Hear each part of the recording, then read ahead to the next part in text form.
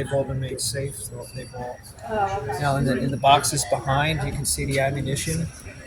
We've also got a good deal of ammunition. Yep, you can go right up.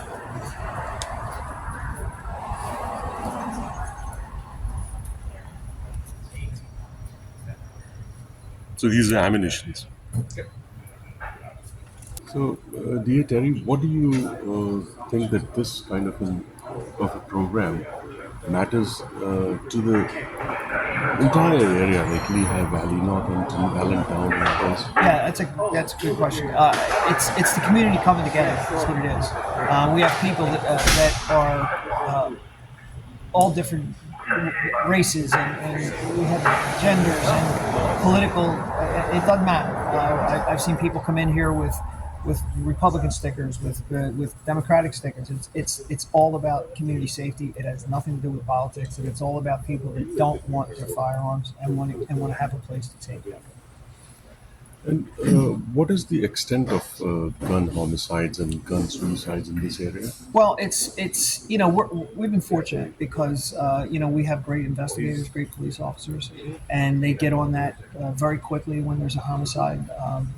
But this issue is important because it transcends just homicides. Like you concern yourself that a gun like this will get in the wrong hands, get in the child's hands, or that somebody will be playing with it and accidentally shoot it, or somebody will be doing something reckless with it out in their backyard and shoot somebody.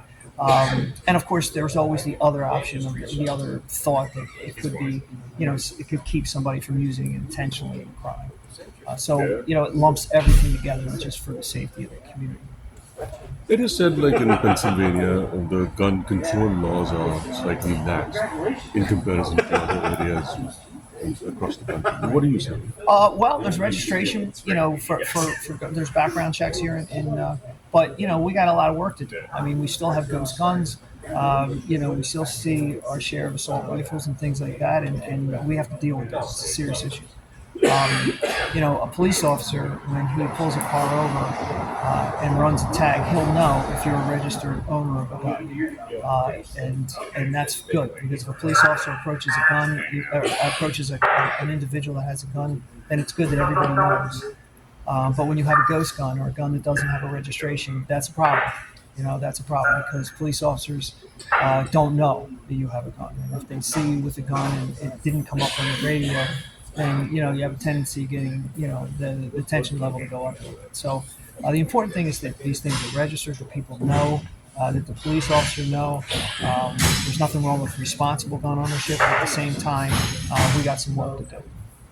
And how the general public responds to these kind of programs? What feedback do you get?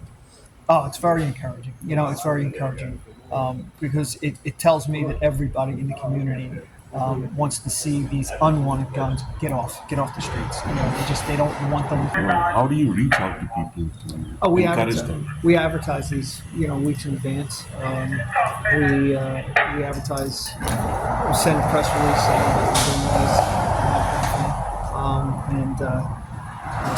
so it's all advertised in advance, and then we send flyers out, things of that nature. Just tell the viewers about the procedure. Like they can't just barge in along with a bag of guns. No, you have to drive. We want them to put the gun in the trunk, unload it. On occasion we do get loaded guns, but we prefer them coming in unloaded in the trunk.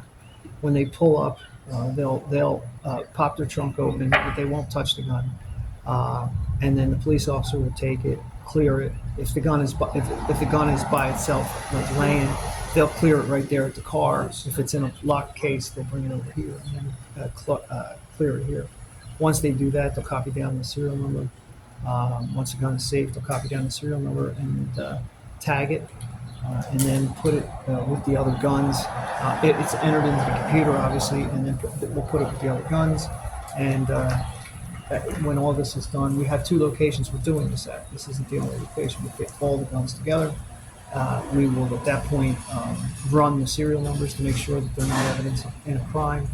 Once all that is completed, we will destroy the guns. And when you say destroy the guns, then it's simply incinerated, or Yes, they'll melt it down.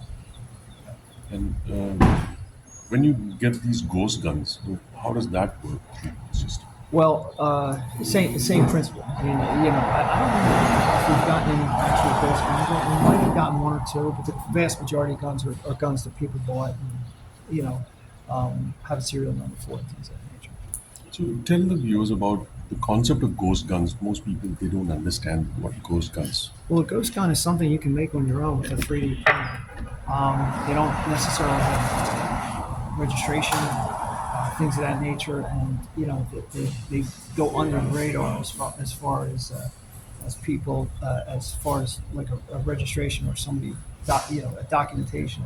So it presents a potential problem, because, like I said, if everybody knows, if you're a responsible gun owner and a police officer knows you have a gun, and you pull that car over, the owner of the car usually, or the driver of the car usually says, I'm licensed to carry, and the officer goes, yes, I know, I saw it, and everything goes fine, But when you walk up on a car and there's a guy with a gun and that gun's not registered, and all of a sudden there's things that, there's tensions get a little higher. And you don't want that. You don't want that. So, and that's the problem I have with guns that aren't registered, or people that don't, properly register their weapons as is required by Pennsylvania law. And what is the extent of infiltration of ghost guns into the environment? Well, it's a good question. I mean, you don't really know because they're not accounted for anywhere. You can make one in your house, I can make one in my house, and you wouldn't be the wiser until somebody comes upon one. You really don't know. And how widespread do you get across these? Well, they're not too much. Knock on wood. We do get them on occasion, but it's not a frequent thing. And I'm grateful for that, and I attribute that to to commitment and hard work of the police that continue. And when you say people can go on the internet and get material and just build a ghost gun, so yeah, that's my understanding. You could just, I don't know like the ins and outs of it, but it's my understanding. You get a 3D printer, you can pretty much make one. That's what I'm being told. And it's really hard to trace even. Oh, they're impossible to trace because they don't have any numbers. Impossible to trace. And is there any cyber wing working to catch these things? Yeah, there's all kind. Yeah, I mean, you don't want to get into that because you don't want to give it away. But yeah, there's police are very, very knowledgeable on that kind of thing and are constantly getting updated, trained for trends and that kind of thing. So yeah, there's always open investigations and things like that. And when you say 3D printing, so that is also a very specific area, 3D printers. Yeah.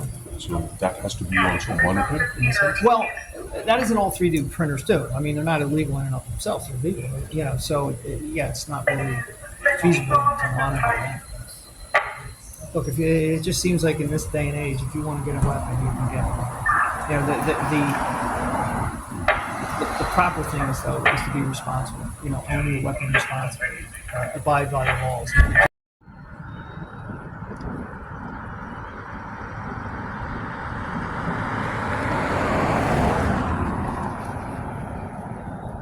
I turned in a World War II Ruger from my father. So it was an antique, but It still works? I don't know. Yeah, I assume so. He was German. He didn't keep anything that didn't work. If it doesn't work, there's something wrong with it. Anyway. And what did you get the gift card for?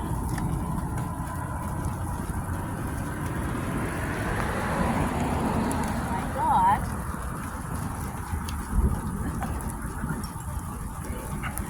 $100 in groceries. That really helps. And I also asked if I could be sure that the gun would be destroyed. Because, as I said, I've worked in law enforcement. I didn't want it to be that in the cataloging and collecting, there'd be some deputy, oh, you're ashamed to get rid of that one. I'll take that. So. How bad is the gun violence situation here in this area? Well, it's as bad as anywhere because of the uncertainty. We had a lockdown recently. We had school canceled in our area because of a gun threat. It's really horrific. Yeah, children today, that's a part of their reality. They might not survive a day at school. I was a public safety communications officer, also known as a dispatcher, in 2 different departments. But there's a high turnover among police departments. And so every time there was a new administration, even, city administration, it was like waking up in a whole new department. So it was more than just working in 2 police departments. And what does your T-shirt say? Ceasefire PA. Ceasefire PA, taking a stand against gun violence. And so I collected all of the stories that I could remember that involved guns. Police shootings, accidental shootings, cops shooting the stairs on the way to the evidence locker, to put their guns away. Suicides, heart-rending, terrible stories, stupid stories. And I realized that of all of those, I couldn't think of a single one where one could say the citizen used a gun. Oh, thank God he had a gun. Not one. Not one.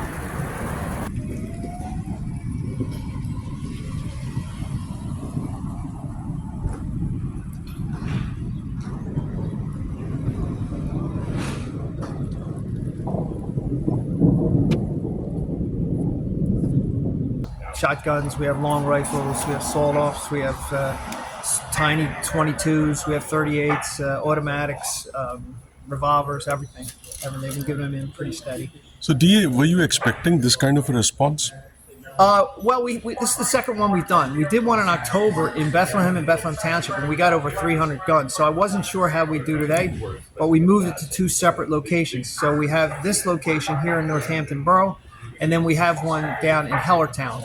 And Hellertown's doing every bit as good as we are. So I'm very encouraged by it and delighted by it to get these weapons off the street. It's important, because although you can't quantify something that doesn't occur, I'm convinced that getting these things off the street will prevent, an accidental or reckless or even intentional shooting. And the good news is the people that are giving them to us don't want them. These are unwanted. They don't want them in their houses. Either an adult son or daughter left them behind, or a husband or wife passed and, the spouse doesn't want them there, or they just decided we don't want them in our house anymore because they have grandchildren or children or something. So they came here. They don't know what to do with them. So they came here to turn them in, and in return for that, we gave them a gift card. This is quite an incentive when they get some kind of gift card. So yes. Does that really matter to people? That's a great question, and it really hasn't mattered to them. I mean, we give it to them. That's how we represent. That's what they would do. But their main initiative here is to get rid of these firearms.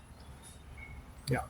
And as a law enforcement official, what do you think this really means, getting guns off street? Well, it can only be a good thing. It can only be a good thing because, when they're out of their hands, then they're out of harm's way. And what we will do with these is we will run each and every serial number to make sure that they are not evidence in a crime. And when each of these firearms are clear, we'll then destroy them. They're done now. They're out of circulation forever. They'll be destroyed.